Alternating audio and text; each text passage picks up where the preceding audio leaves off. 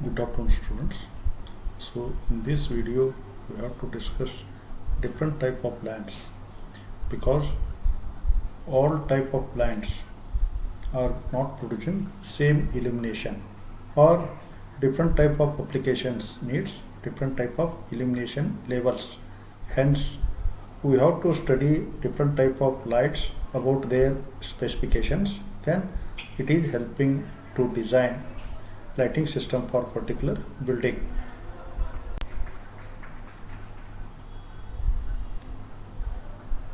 In this type of lamp, the room heater is switched on. It gives a red light with an heat at the working temperature of 750 degrees centigrade. At this temperature, the radiations are mostly infrared regions.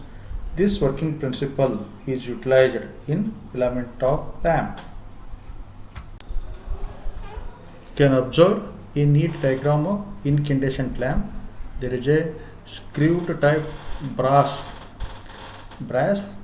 of the light point. So it is enveloped in glass envelope. A filament structure is there which is fixed on stem. When an electric current is passed through a fine metallic wire, then its temperature rises. At low temperatures only heat is produced, but at higher temperature light radiations goes on increasing. As filament lamp consists of fine wire of high resistive material which is placed under evacuated glass bulb. This type of lamps are operated at temperature of 2500 degrees centigrade or even above that. This is another model type of filament lamp. So tungsten is used as a filament which is enclosed in a evacuated glass bulb, but its performance is improved overcome oxidation effect. So oxidation causes in evacuated vacuum type of lamp. So it is filled with argon or nitrogen gas. It avoids the formation of oxidation effect. What are the properties of metal filament requires? So very first one, it should be operated for high temperature, then it should possess high melting point, because such a filament can be operated for high temperature, and it should have high specific resistance because it should produce more heating effect, and low temperature coefficient, because as the temperature goes on increases, this resistance value should remain same or variation may be less. Low vapor pressure, it is also one of the important property, so it may not vaporize. And high ductile, this filament material should possess better ductile properties because it can withstand with small mechanical vibrations, whether it may be manufacturing, whether it may be transportation, or whether may be during the operating conditions. It should sustain some amount of mechanical vibrations. The filament material may be listed as shown below. It may be carbon, it may be osmium, it may be tantalum, or it may be tungsten. Out of these four categories, each one possesses better properties in one. That means some properties are lagging, some properties are good. But tungsten is one which has all properties are suitable. Already what we discussed, melting point, low temperature coefficient, as well as high specific resistance, ductile property, all properties are available in tungsten. But when we select the carbon satisfy high melting point about 3500 degrees centigrade, but it starts vaporizing fast when it is operated beyond 1800 degrees centigrade, and it has negative temperature coefficient of resistance. It is also one of the drawback. as the temperature increases, the resistance of the material goes on decreases. This property offers more current drawn by the lamp. The efficiency of the lamp, such lamp, is 3.5 lumens per watt. In similar case of osmium, osmium also possesses better melting point, about 2600 degrees centigrade. The average efficiency of the lamp 5 lumens per watt, but it cannot be operated beyond the 2600 degrees centigrade. Hence, we can't use carbon, we can't use osmium due to certain drawbacks. But tungsten, which despite all conditions, it can be used for high melting point, about 3400 degrees centigrade, and high resistivity and positive low temperature coefficient and low vapor pressure and better in mechanical properties, that is ductile. One of the advantageous property, the hot resistance of tungsten is 15 times greater than cold resistance. One more added property is that efficiency of lamp with tungsten as the filament, it can be obtained about 10 lumens per watt, very high as compared to above. Hence, tungsten may be used as a filament. So, second category, gas discharge type of lamps. Though the incandescent lamps are having drawbacks, it may be in efficiency and it may be in only one color, different colored light is not available. Hence, to overcome these difficulties or drawbacks, the gaseous discharge type lamps have been developed. So, the main principle in the gaseous discharge type of lamps, two electrodes are there, number 1, number 2 electrodes are placed.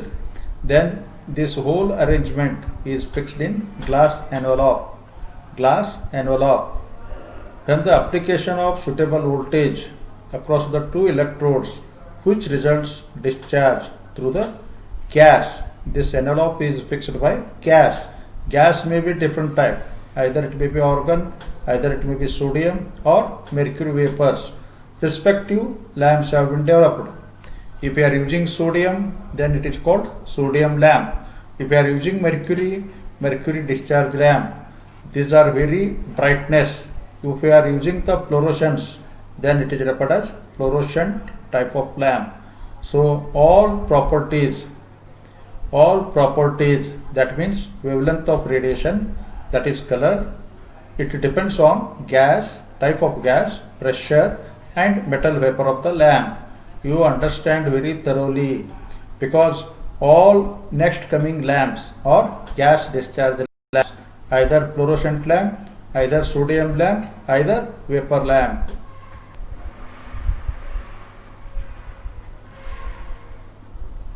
It is also known that gas is a low conducting path. So ionized gas is a better conductive part. So if it goes on increase due to fall of circuit resistance, because gas provides negative resistance property. That means as the temperature goes on increases, its resistance goes on decreases. So this is the one of thing. Then we have to use in general choke. Choke provides two functions. Number 1, to provide the ignition voltage at the starting time. Number 2, it limits the current during the operation of lamp. It provides twin function. These properties are common. Remember, due to presence of choke, the power factor becomes very much poor. It may be 0.3 to 0.4. So in general, in order to improve the power factor, we are using capacitors. Capacitor may be connected across the lamp, either across the supply. It improves the power factor. In AC utilization system or in AC power P equal to VI cos pi, where cos pi is power factor. Hence, current drawn by the electrical equipments I equal to P divided by cos pi. So for a given equipment, power and voltage remains constant or same. So current drawn by the electrical equipment, it is inversely proportional to power factor. It is inversely proportional to power factor. You can observe that from diagrams, phi is phase angle. Phi is phase angle between voltage and current. Cos of this phase angle is referred as power factor. Cos of this phase angle is referred as power factor. Hence, it is also one of the important criteria which is useful to save the energy or energy conservation principle. If the electrical equipments are operated with low power factor, then current drawn by the equipment is very high. This high current results more power consumption. More power consumption results more electricity bill payment by the consumer. Understand? Getting the idea? All motors or some loads are lagging. So to improve the power factor, we are adding capacitors. Capacitors will produce leading power factor. One is lagging power factor, one is leading power factor. Net effect is improve in power factor. So to improve the power factor, we are using capacitors. Phase angle reduces. Phase angle reduces. Then power factor improves. You can observe from the diagram. So what is your conclusion? We have to save the energy. That means all equipments installed in your building should operate at high power factor. If low power factor is there, then power consumption is more in your building. Hence, consumer have to pay more bill. Hence, it is mandatory. It has been mandatory, or for consumers or for industries, they have to operate their loads with high power factor. So second one, fluorescent type of tube. It is one of the low pressure mercury lamp.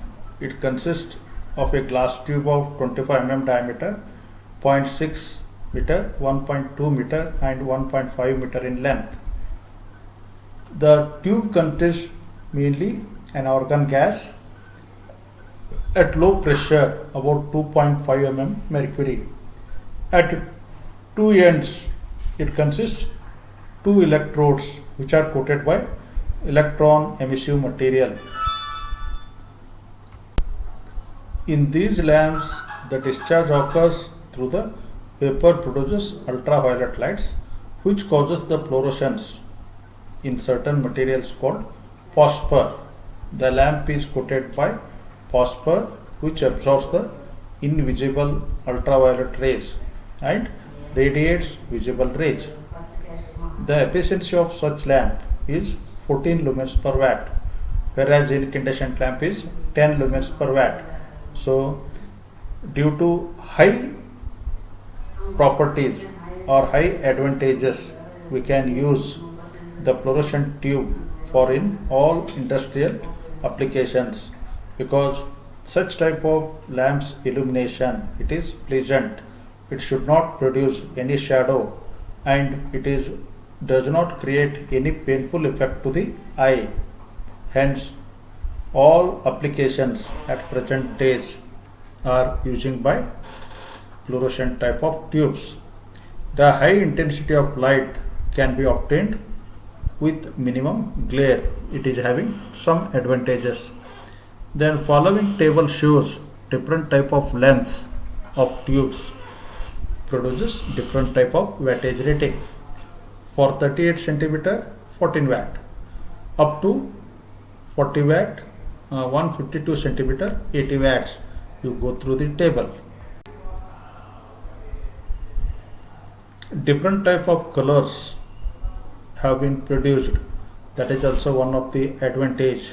You can use zinc silicate for material for green color, calcium tungsten blue color, cadmium borate pink color, magnesium tungsten bluish white.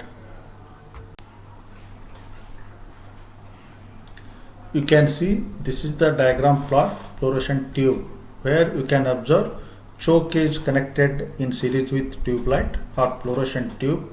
So across the lamp there is a starting arrangement is needed. Starting arrangement is needed with bimetallic strip. It can produce. So one capacitor is connected in parallel to supply. This capacitor is responsible to improve the power factor. It produces reactive power. It produces leading reactive power. So choke, it is connected in series. It has to produce high voltage. High voltage is required at starting purpose. For that purpose, choke is used. Once the lamp is on, after that it gives the smooth voltage or it controls the flow of current during the normal condition. You can observe different portions of fluorescent tube, that is also there. You see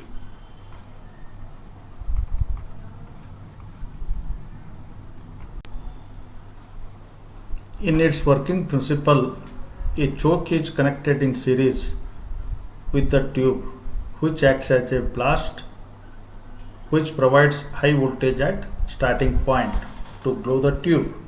During the running condition, same choke absorbs the some voltage and remaining voltage is applied across the tube. Hence, it controls the flow of current to the tube. A capacitor is connected across the supply. Already we have seen in the diagram. This capacitor is used to improve the power factor. Advantages: voltage fluctuation has very small effect on light output. Hence, we are going to get steady light output even though small fluctuations in supply voltage may be available. The luminous efficiency is more as the length of rod is more. It gives light close to natural light. That is the one of higher advantage. Its light is very closer to natural light of the sunlight. Heat radiations are negligible. That means it doesn't go into heating effect surrounding the things.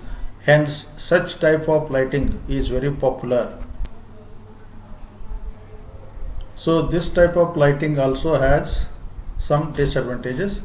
Its brightness is less, but initial investment is high, and overall maintenance is also requirement of high. These are the some drawbacks, but these drawbacks may be neglected.